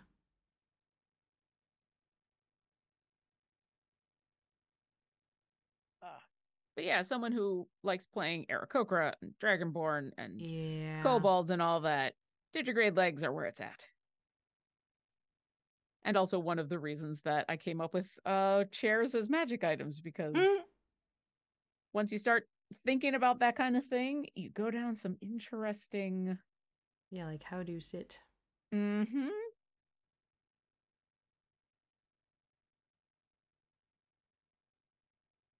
Sorry, I'm gonna get real quiet as I try to paint around this hammer. That's okay.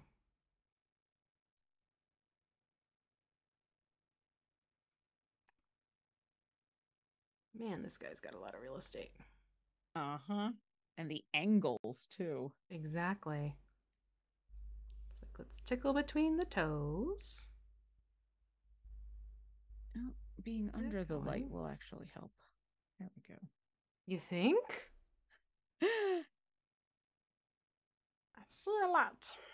It's like I might be able to see this a little bit better if I was actually using the light.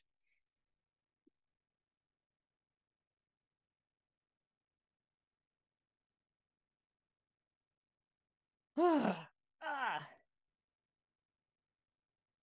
Definitely get Sorry, up and trying to stretch remember to after this one. stretch. Yeah. Yeah.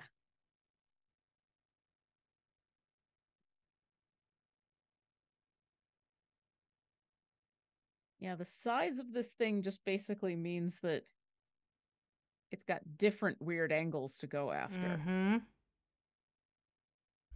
Oh.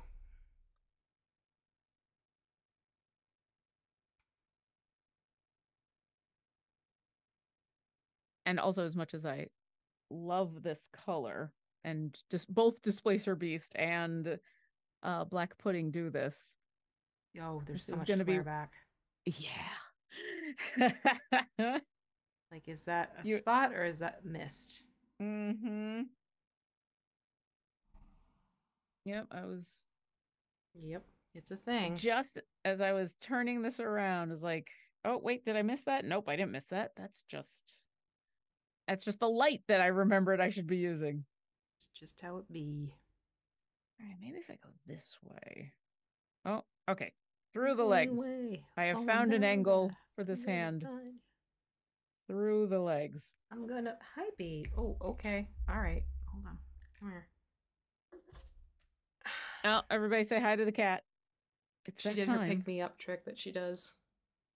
And I can't resist it because she stands up on her back legs and she takes one of her little paws and she like taps my leg. Aww. And then leans back like, please, mama. Mm-hmm. Yeah. Yep. That's all right. It wouldn't be Paint and Slay without an appearance from the kitty. Without a mow. Without a mow. Oh, hey, Chanku. Come on, bud. Might see Cotton in the background. We shall see. We're just fortunate that you've got lovely cats that are interested in knocking things over and being loud and obnoxious. They're just being cute and obnoxious. They're just like, pay attention to me and give me love. Uh-huh. I see you like small things. However, I am a cute small thing.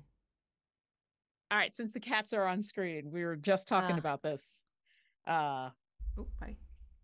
The patch notes for Baldur's Gate 3. have Yes. continued to be incredible. Amazing. This is going to be a minor spoiler for Baldur's Gate 3. Not part of any of the main characters, not part of any of the main quests. There's a cat in the game that you can talk to all the animals, but specifically that you can talk to that their name is Your Majesty, which is the most perfect cat name ever. And when you encounter this cat, they are a hairless cat, which I found, like, I think hairless cats are just adorable in general, but they're definitely adorable in that kind of creepy way. Yeah. And I think a lot of people enjoyed the irony of a cat called Your Majesty, and being very up and about and regal and everything, being a hairless cat. There's just something nice about that. Apparently, that was a mistake. That is not supposed to be. There are hairless cats in the game, but Your Majesty was not supposed to be one of them. And so, in a not the most recent patch, but in a recent patch, I think the patch notes actually said something like, patch back in fur for Your Majesty. Something that, once again, if you don't exactly know what's going on, you're like, wait, what? And then Baldur's Gate fans were upset because they really liked their Majesty, Your Majesty, as a hairless cat. So they're repatching out the hairless, or the fur. Yay! For Your Majesty, and Your Majesty will be going back to being a hairless cat. And I love it so much. I'm here for that update. Me too. I think that's amazing. It's fun.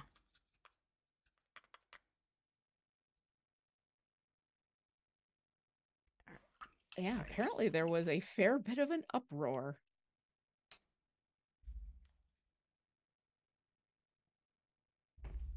And you know what? Sometimes it's fun to get quote unquote upset. It's fun to get passionate about something that is not really that important. Right. Yeah, that idea. Just fun.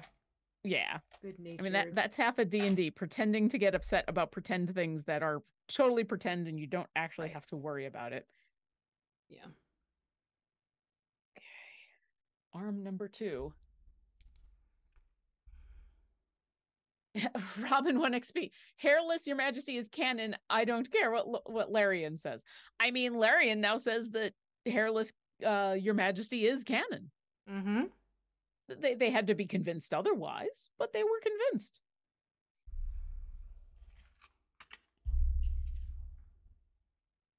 But yeah, the Baldur's Gate patch notes continue to be... They're delightful. They are the wonkiest, strangest, most joyful patch notes to read. Unintentionally funny. All right. How do I get at this? Okay.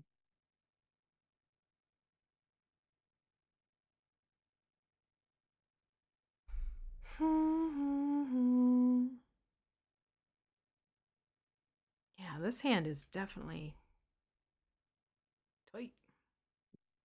McTribble. The furred cat caused a furor. I hopefully said that so that the pun was obvious. That might have worked better as a written pun. I'm sorry. But it was funny.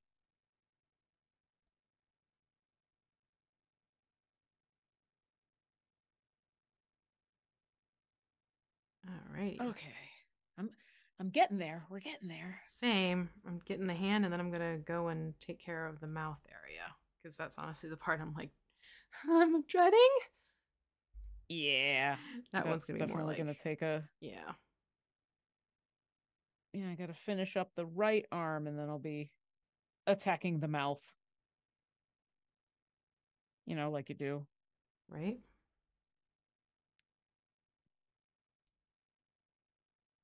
Oh, good grief. Get the underside of the fingers too. So, Robin 1XP, I appreciate that you redacted yourself. And yes, if anyone wants to pass along patch notes from Baldur's Gate 3, let's be conscious of the fact that the patch notes are often R-rated, and this is a PG-13 show. Yes. That being said, like I said, thank you for the redacted. They say, I love the patch notes that say, quote, Shadowheart will no longer grimace when you redacted. Which is, I think, one of the fun things about the game is like when your companions in the background that are not necessarily active in a conversation will still react to things, and just watching the background characters be like, huh? Yeah.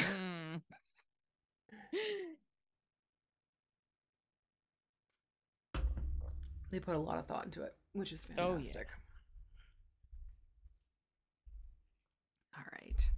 And one of these days I'm going to pull myself away from Diablo long enough to finish Baldur's Gate 3. I really need to sit down and play more. I'm still in Act 1. Just got to the Druids. Whoops. Yeah.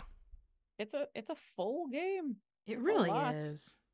Well, plus it's like I play it at my computer, and quite frankly, it's like I spend a lot of time sitting in this chair.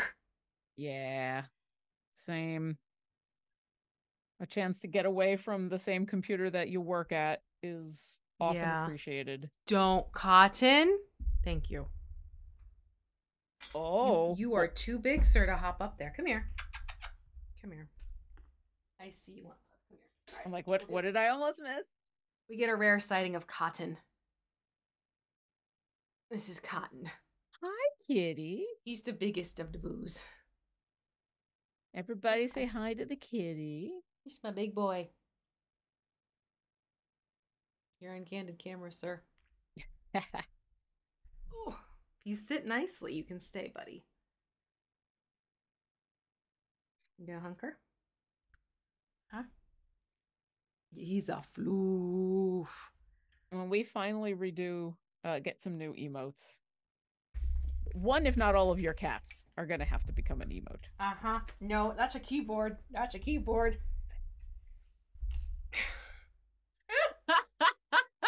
He stole my sheet.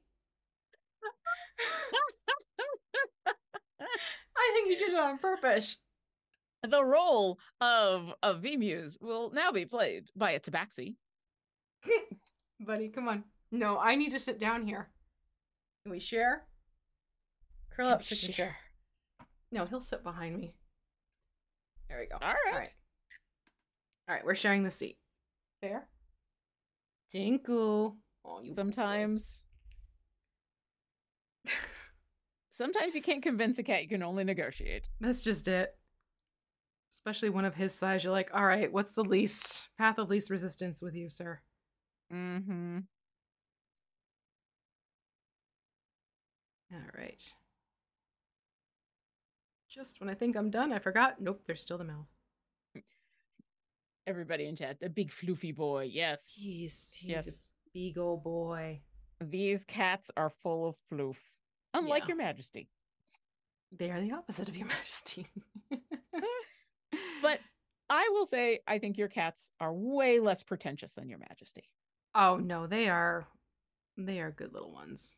Yeah. I mean, Rory can be a diva at times.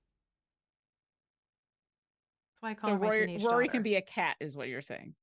She can be very much a full throttle cat. If she chooses to cat, she will cat. Yes.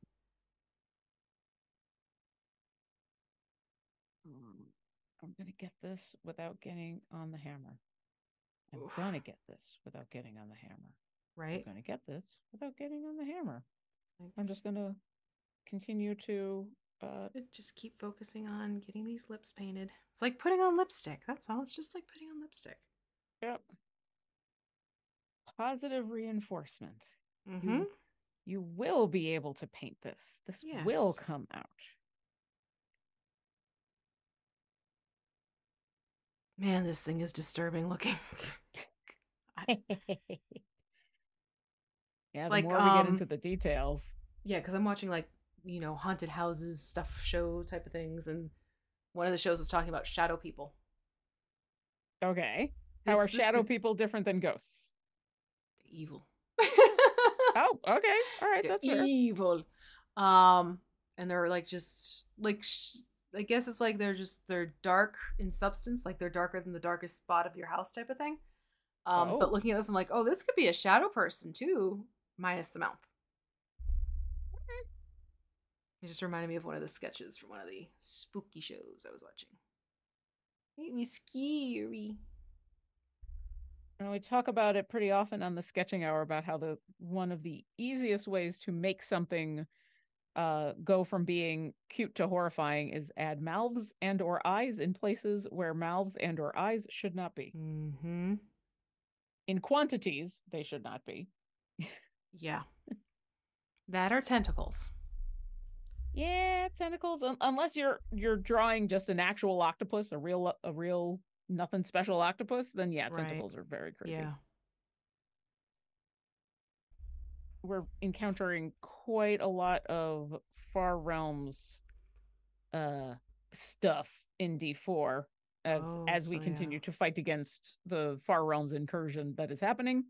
And there are definitely some hallmarks of like, oh yeah, we can tell right away this has been affected by the Far Realm without even having to do any kind of checks, because look where the eyes are, look what's got tentacles, that kind of thing. Yep. Exactly. In fact, it was such a hallmark that occasionally when we come across something that looks creepy or has tentacles and it's not from the Far Realm, we're like, oh. Oh, wait a second. Here's something different.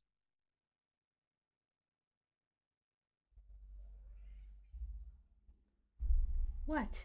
Get that spot. I'm gonna get that spot. I don't know how. Oh, fuel ops. No. Now you have me thinking of an octopus with eyes and a mouth on each tentacle. Okay, that's creepy. I like this. I like to hate this. I like this. Yeah. I mean, yes, utterly creepy, but also no. An octopus that can get an up close view of what it's eating.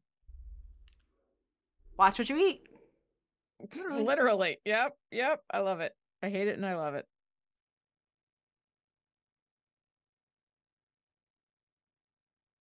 Okay. I'm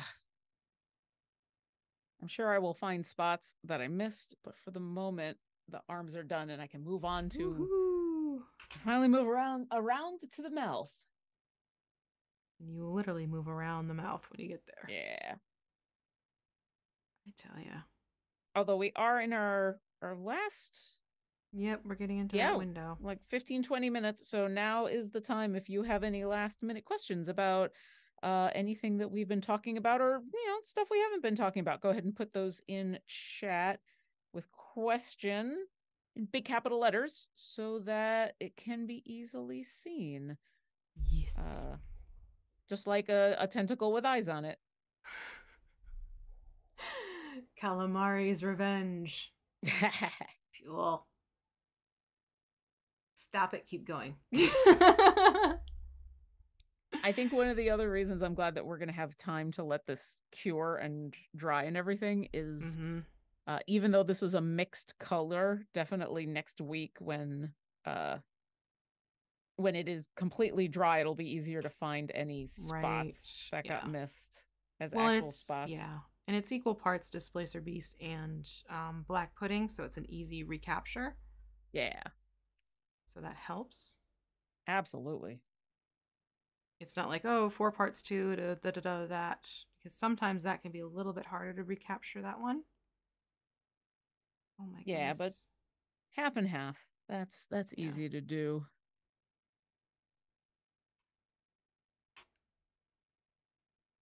And honestly, depending on where the spot is, I could see myself just grabbing Black Pudding and being like, okay, done.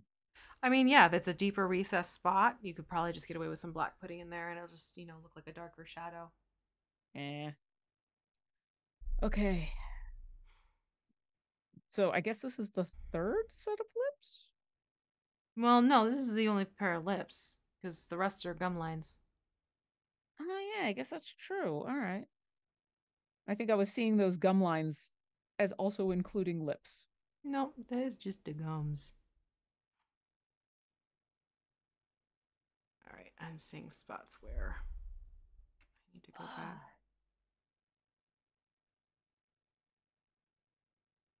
One way or another, I'm gonna paint ya. Mm-hmm. I'm gonna get ya, get ya, get ya, get ya.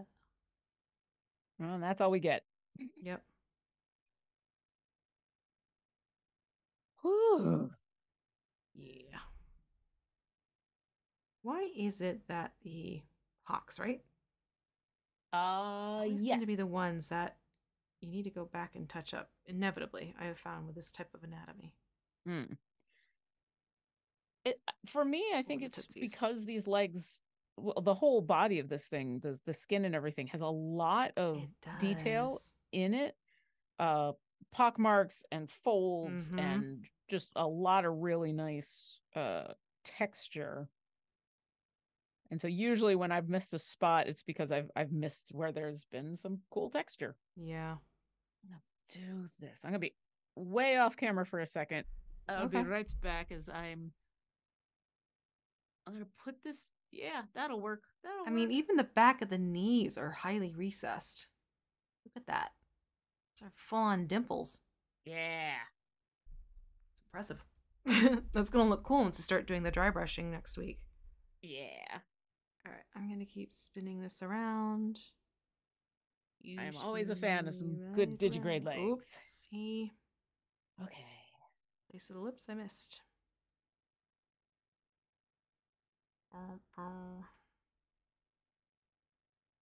It's a missed spot.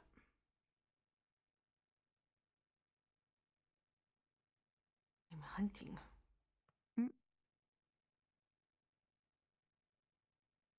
Okay. Sorry, chat, we're getting quiet because we're focusing. There's a lot to focus on. I'm trying Must to be good and pay keeping an eye out for questions attention. though. So if you do have a question, I'm trying to be real good so that I don't miss it because we're getting close to time. Mm-hmm. But I'm also getting close to being done with the mouth. And now I'm excited. Congratulations. Nope, that's a spot missed. Yeah, this might even be the thing where I put it aside and then come back in a couple of hours. That's fair. And ugh. And that way Goodness. next week when I pull the creature out, I don't immediately look and see, oh, missed a spot there, missed a spot there. Pull it out and be like, look at all the awesome I did.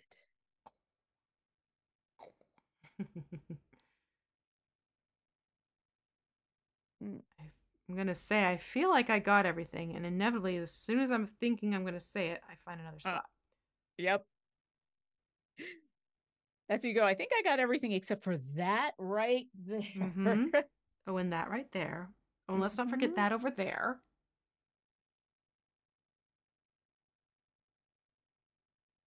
I'm on the last quadrant of lip. And yes, I just said that. Lip quadrants. Mm-hmm. I think I unintentionally split these into 4 parts, so it just made it easier. Fair. That helps. Oh boy, this is nasty.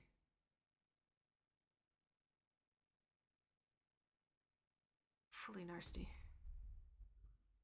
All right. Dare I say it? Dare? Just nope. add the 4 now, and then, it'll all be fine. Nope, don't dare say it. Just found another one. And there's another one.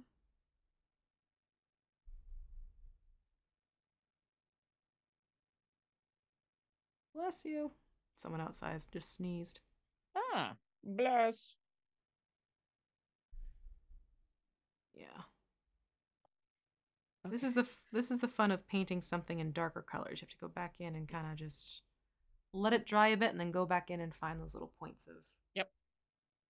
Oopsie And I gotta daisies. go back. I gotta do the fine points, but I'm at least at the point in where, ah, Yay! Fully covered. mostly fully covered. I'm gonna add a little Mostly. bit of water to what I got left. Oh my goodness. Mm. All right. Can I say it now? Will you let me say it now? Can I say this about you now?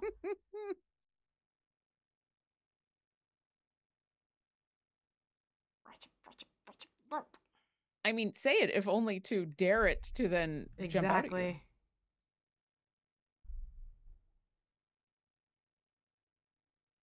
Oh yeah, because now I'm seeing all the little spots I Uh-huh. missed on the Uh-huh. That's just it. fingers. Okay, I think challenging you. I think I'm done with this color. I like how the way you said that was almost like, I think I'm just done with this color. Right? Yeah, actually I think I am. I think I'm at a point where that's as done as I'm gonna get it.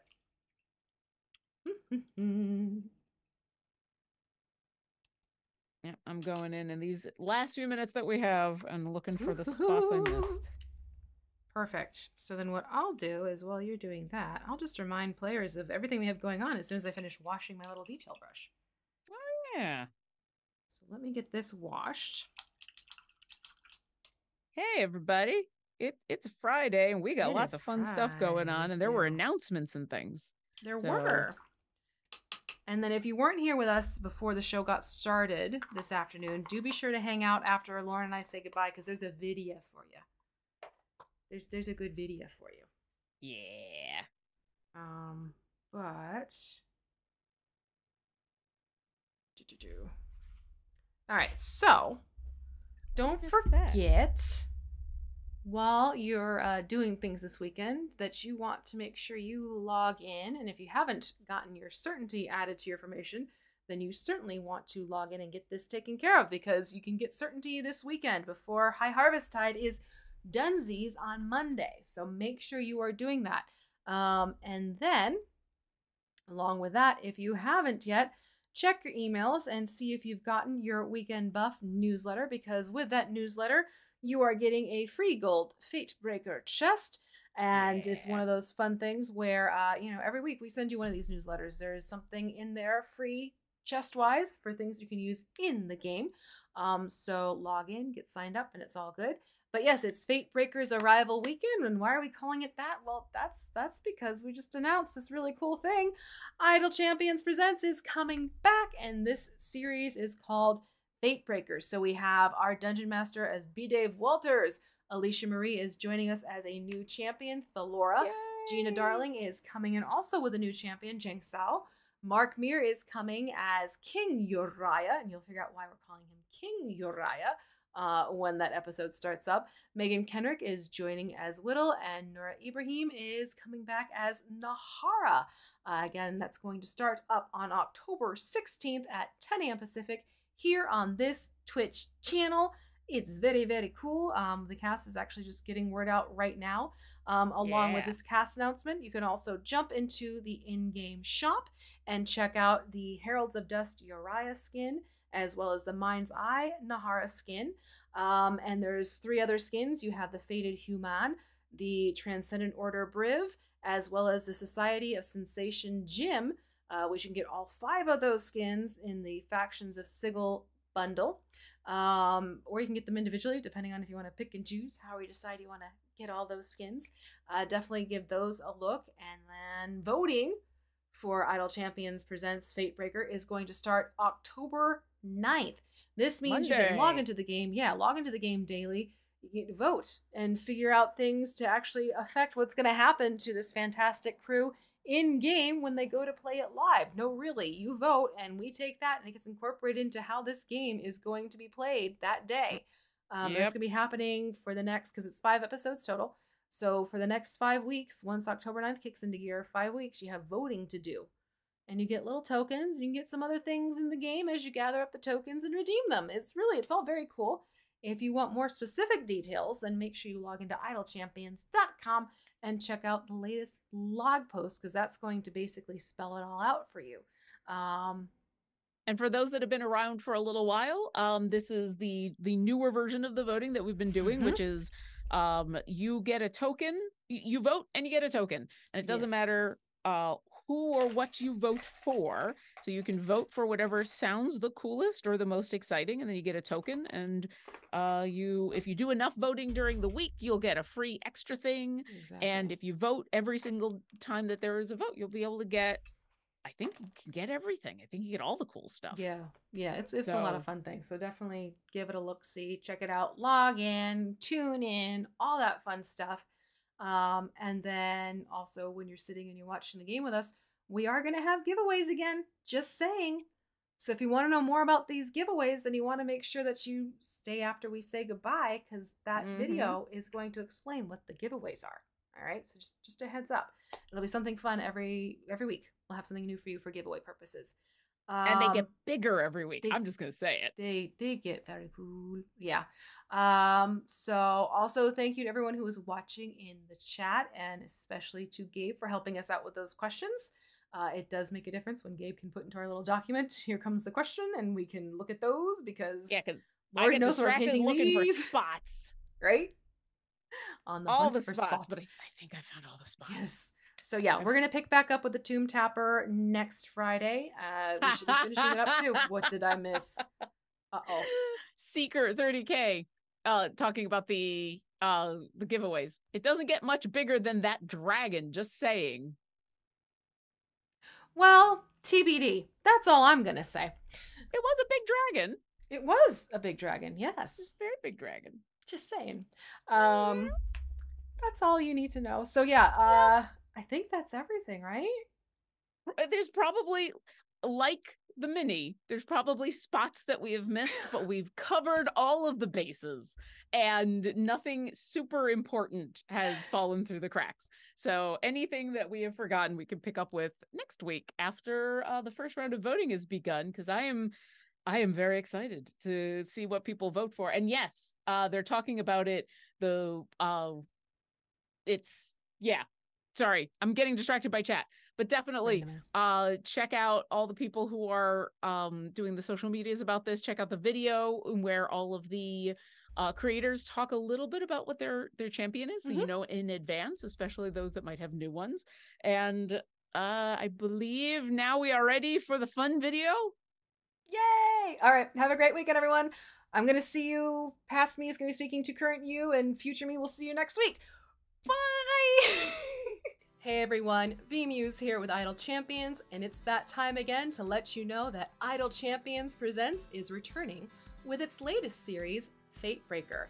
Now you're going to want to tune in on October 16th at 10 a.m. Pacific on twitch.tv/CNEgames for episode 1 of this new series.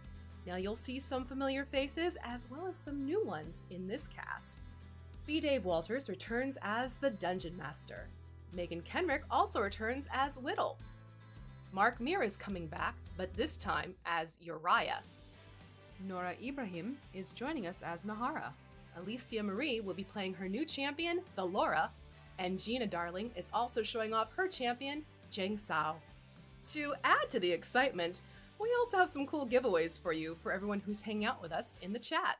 Thanks to WizKids, we'll be giving away a D&D Icons of the Realms Adult Lunar Dragon to one lucky winner. This is open to US and Canada, Quebec excluded.